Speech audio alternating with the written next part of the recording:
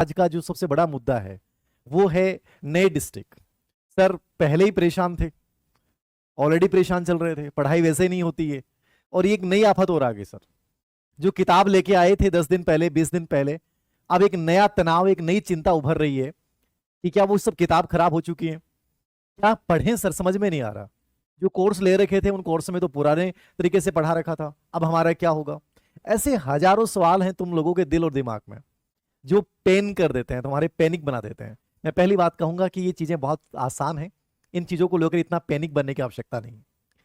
ये डिस्ट्रिक्ट जो 50 बने हैं, पहली बात, जैसे अभी 10 मिनट पहले राजस्थान सरकार राजस्व विभाग ने गजट नोटिफिकेशन जारी किया है।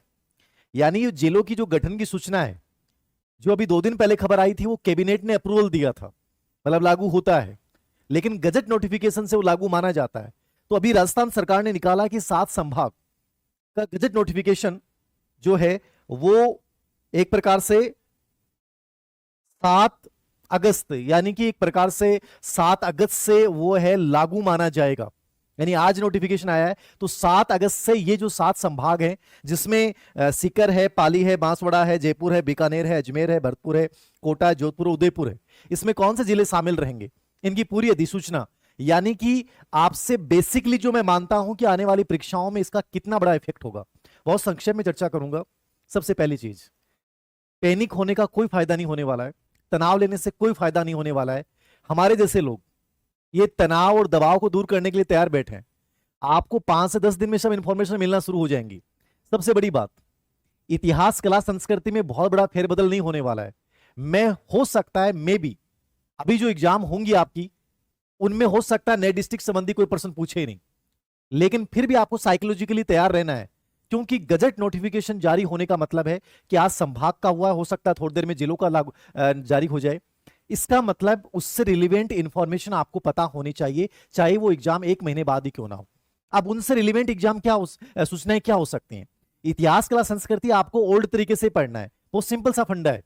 जैसे मान लीजिए दादूपंत संप्रदाय की पीठ कहां पे स्थापित है, तो हमने ऑलरेडी जयपुर जिला समझ रखा था।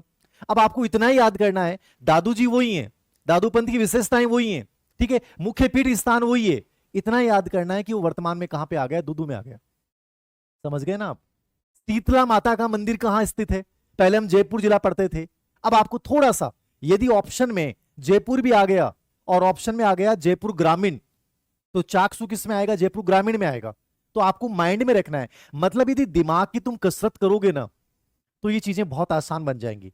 और आप भी नहीं करोगे ना तो कोचिंग वाले तैयार बैठे हैं, और कई लोग तो सोशल मीडिया पे इसलिए बैठे हैं कि वो ये चीजें आपको डालेंगे, बताएंगे देखो इतिहास, कला, संस्कृति में प्रमुख युद्ध स्थान थे, महत्वपूर्ण जो जगह हैं, यदि वो दूसरे डिस्ट्रिक्ट में जाती हैं तो हल्का सा जो आपने नोट्स बना रखे हैं, जो किताब आपके पास है, वही अंडरलाइन करके आप लगा लीजिए, ठीक है, कि चाक्षु माता का मंदिर जो है जयपुर ग्रामीण में है, नारायणा पीठ जो है वो स्पेशली दूदू में है, ठीक है, रामसनई संप्रदाय है, मान लीजिए कि वो शाहपुरा में है, पहले भीलवाड़ा अपन जिला मानते थे, वो शाहपुरा। तो इस प्रकार से आप खुद भी अच्छे से मेहनत कर सकते हैं। तो इतिहास, कला, संस्कृति में लास्ट में मिलके टोटल 3 पेज। मैं भी ओम जी सर से बात कर रहा था, मैंने कहा कि कोर्स में आपने पढ़ा रखा है इतिहास, कला, संस्कृति, जो भी सेकंड ग्रेड का कोर्स है, फर्स्ट ग्रेड का कोर्स है, कॉलेज लेक्चर का कोर्स है, तो क्या चेंजेस होंगे। बोले सर मैं 3 पेज के अंतर्गत पूरा समझा दूंगा कि क्या क्या चीजें आपको कैसे कैसे करनी है। तो इतना पैनिक होने की आवश्यकता नहीं है, हो जाएगा। सबसे बड़ा परिवर्तन जो चेंज आया वो ज्योग्राफी में आया। राजस्थान भूगोल जो है, ज्योग्राफी जो है, उसको लेकर आपको थोड़ा सा तनाव हो सकता है, क्योंकि ज्योग्राफी में उद्योग, खनिज, ऊर्जा, भौगोलिक विस्तार, ठीक है, मतलब ये सब चीजों पे एक बड़ा फेरबदल होता है। ज्योग्राफी लगभग कंप्लीट चेंज हो जाती है इससे। तो हल्का सा अभी इंतजार कीजिए, मार्केट से किताब तो ज्योग्राफी की लेनी भी नहीं है, इतिहास, कला, संस्कृति की जो ऑलरेडी आपने ले रखी थी उसी में आपको अपडेट करना लास्ट 3 पेज। मैंने तो ओमजी सर को कहा कि कितना समय लगेगा, बस सर मैं 2-3 घंटे में कंप्लीट कर दूंगा कि ये चीजें यहां से अपडेट होनी है। तो इतनी हिम्मत आप अपने अंदर भी रखिए। ज्योग्राफी में बड़ा चेंज होगा मैंने कहा, लेकिन वही चीजें हैं कि कोई महत्वपूर्ण ऊर्जा संसाधन था, वो जयपुर जिले में था, जयपुर में था, वो जयपुर ग्रामीण में चला गया, वो जोधपुर ग्रामीण में चला गया, ठीक है, वो शाहपुरा में चला गया, वो कोटपुतली में चला गया, वो दूदू में चला गया, ठीक है, तो वो थोड़ा सा आपको नीमका थाना में चला गया। तो पता है हमें ध्यान देना है। पहले हम ये समझते थे कि गणेश्वर सभ्यता सीकर जिले में है, अब हमें इतना याद करना है गणेश्वर सभ्यता नीमका थाना में। बाकी नदी तो वही है, कांतली नदी रहेगी, याद रखना। खोज उत्खनन करना वो है, खोज और उत्खनन करता वही रहेगा।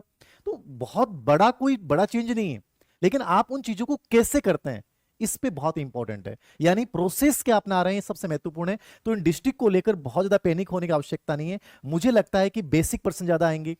कितने जिले हो गए, सबसे छोटा जिला कौन सा है, वर्तमान में सबसे बड़ा जिला कौन सा है, किस कमेटी की सिफारिश के ऊपर इन जिलों का गठन किया गया है, ठीक है, किस कमेटी का कार्यकाल अभी बढ़ाया गया है, ठीक है, और गजट नोटिफिकेशन कब से ये अधिसूचना लागू हुई है कि नवीन जिले इस समय से प्रभावी होंगे, कौन से संभाग में कौन सा जिला जो है वो शामिल किया गया है, सबसे छोटा जिला कौन सा है। जनगणना के आंकड़े परिवर्तित नहीं हो सकते क्योंकि जनगणना अभी हुई नहीं है। जनगणना होगी, ये राजस्थान सरकार अपने लेवल पे अपडेट करती है तो बाकायदा उसका नोटिफिकेशन आएगा, राजस्व विभाग उसका नोटिफिकेशन जारी करेगा, चाहे वो पशुधन संख्या है, चाहे जन घनत्व है, चाहे वो साक्षरता प्रतिशत है। तो उसको लेकर अभी आपको तनाव लेने की आवश्यकता नहीं है, ठीक है, वो चीजें बाद की हैं।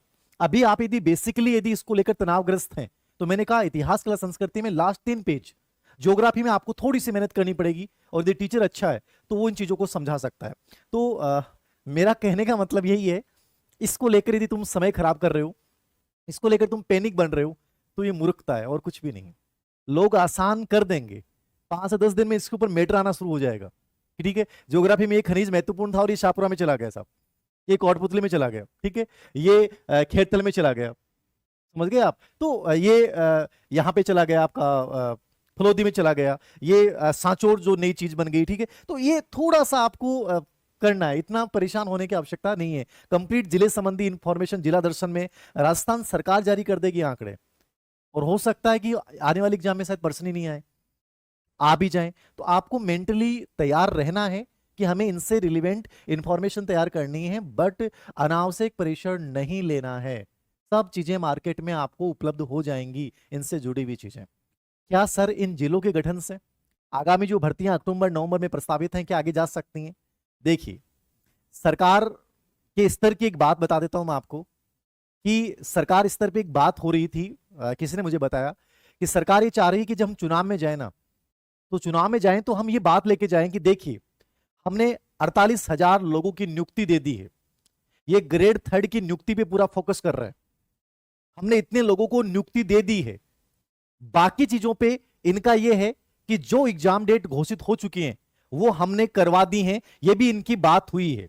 तो कोई बड़ा चांस, या आप ये मत मानिए कॉलेज लेक्चर एग्जाम टाइम पे हो सकता है, आरएस एग्जाम टाइम पे हो सकता है, लेकिन चूंकि अक्टूबर में चुनावी ड्यूटियां शुरू हो जाएंगी, चुनावी सरगर्मियां शुरू हो जाएंगी, तो वो कोई 0%, 1-2% मुझे बनता है कि क्या पता आगे चला जाए, बाकी मुझे लग रहा है कि टाइम पे करवा सकते हैं।